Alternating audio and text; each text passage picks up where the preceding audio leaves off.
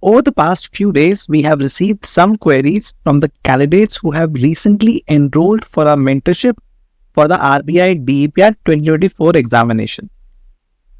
We suspected that at least some more candidates may also have similar queries. Accordingly, the purpose of this video is to answer those queries. So let's begin. The first query was, the course contains content for different subjects. In this situation, what is the ideal sequence in which the subjects should be covered? Next, which of the two approaches are better?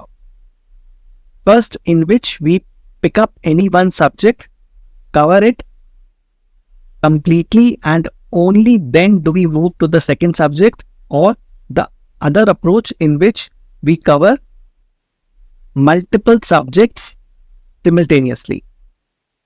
Now, it's not possible to provide a sacrosanct answer to these questions, but we can at least offer our opinion on it.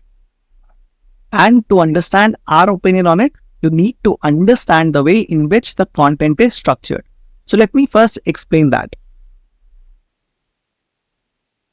So when you open the app and come to this RBI DEPR 2024 full course, you will see that the content has been arranged in this way.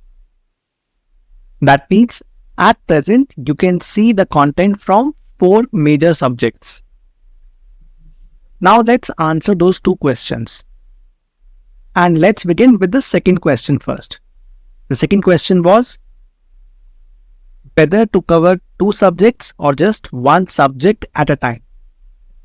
And the answer depends on the time you are able to allocate to studies each day. Suppose you are preparing full-time and let's say you are able to devote the entire day to studying economics. In that case, it makes sense for you to study 2 subjects each day. For example, for the first 7 to 8 hours, you can study the first subject which you consider to be the more important one. And during the remaining time, maybe you can consider picking up the other subject. So if 7 to 8 hours you are able to devote for the first subject which you consider more important, then for the second subject, I think you should be able to devote maybe around 4 to 6 hours at least if you are preparing full time and devoting the entire day to economics.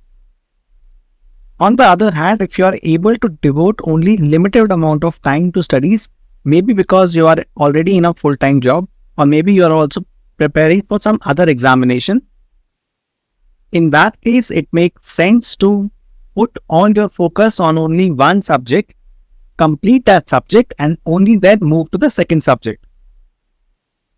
However, if you feel that as you are spending the entire time on only one subject, then it is becoming monotonous, then you can consider dividing your week in such a way that on some days you study one of the subjects and on remaining days you study the other subject. Please remember that it is best if you use different registers to make notes of different subjects. In that case, it will be easier for you to switch between subjects while watching the videos. By covering these subjects, it is important that you keep in mind some targets. For example, it is best if you can complete your entire syllabus latest by February. If you want to do so, you will have to have smaller targets as well. For example, you would want to plan in such a way that you complete the first subject by so-and-so date, second subject by so-and-so date, and third by so-and-so date, and similarly for fourth subject. Of course, there will be other subjects added as we go along.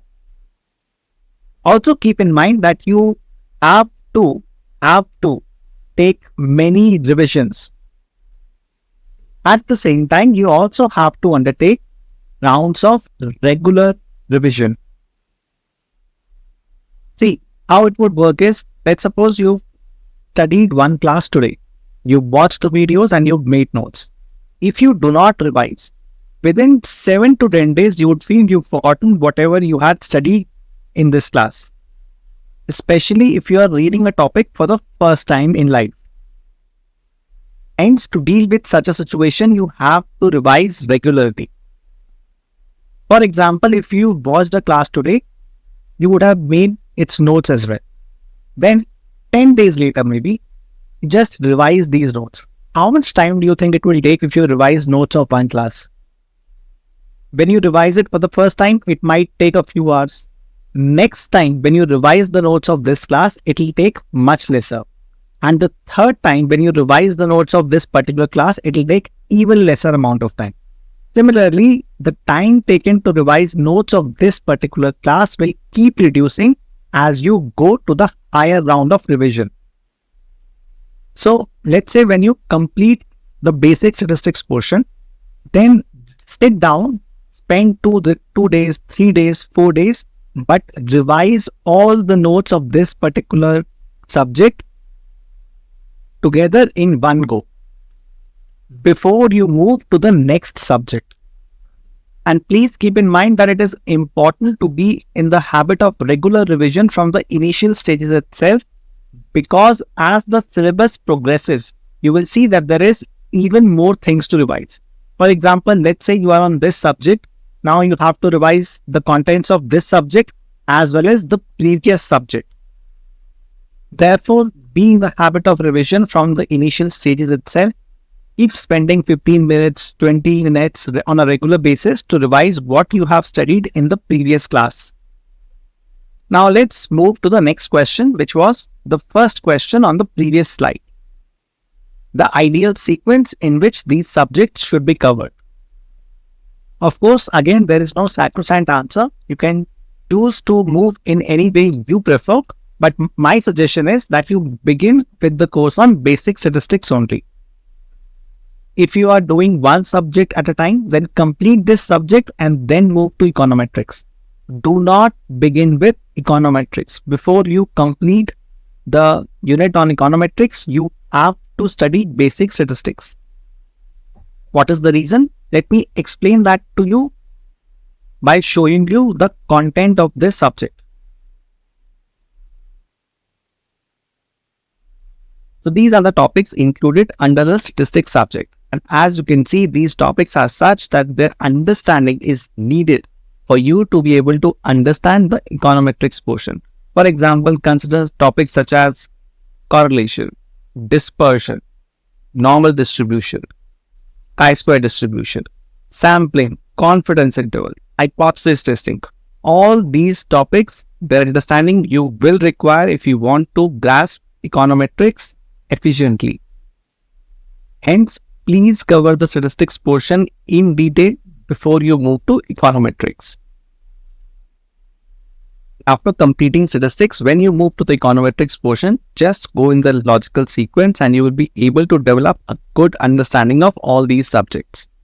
You might notice that classes on some topics are yet to be included, so you can cover them as they are included later on.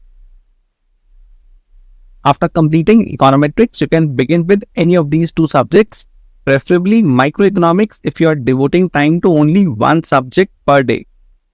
On the other hand, if you are devoting time to studying 2 subjects per day, then it might make sense for you to make macroeconomics as your secondary subject, since it is relatively less dense.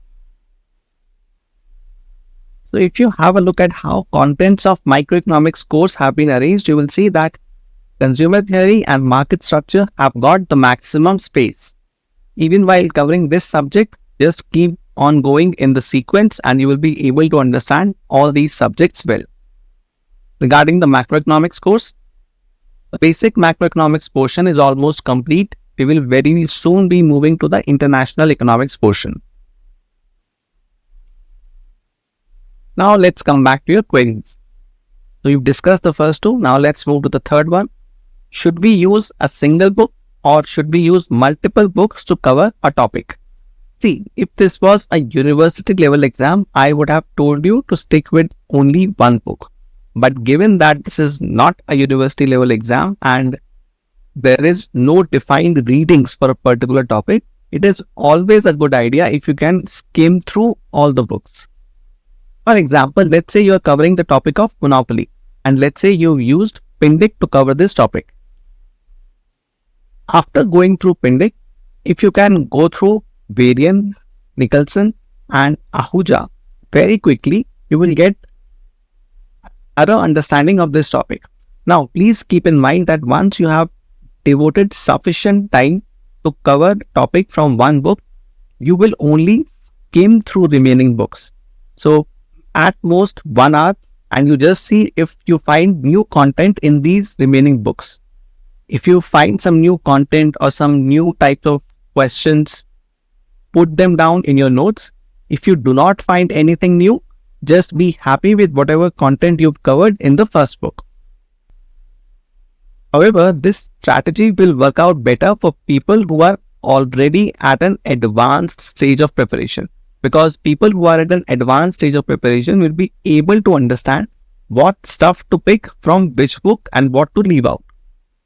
Hence, for all the remaining people, I would recommend that at this stage, stick with only one book.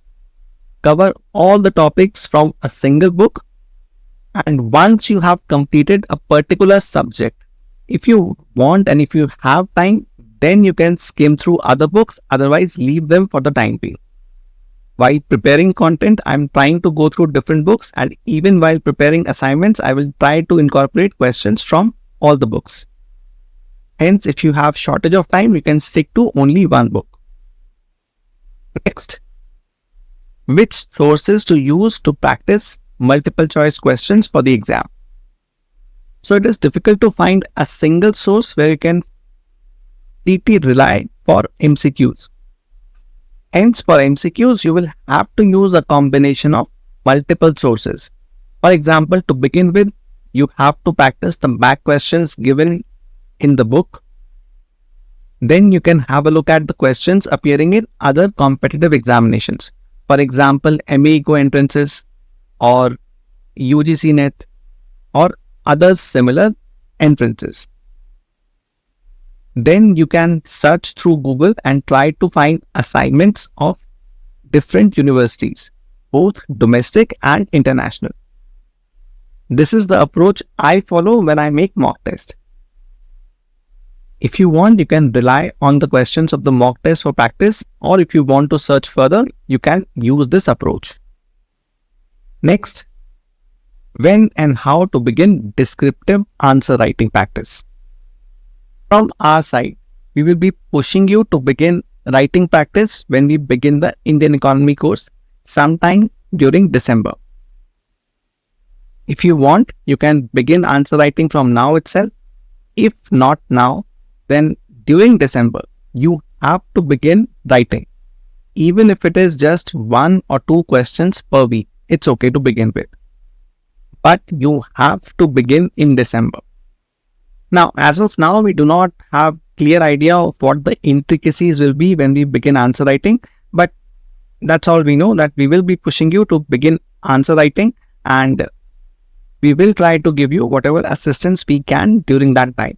So if you want, till December, you can focus on covering the topics, and from December onwards, you can begin answer writing slowly. Next, how to approach the SEBI research syllabus.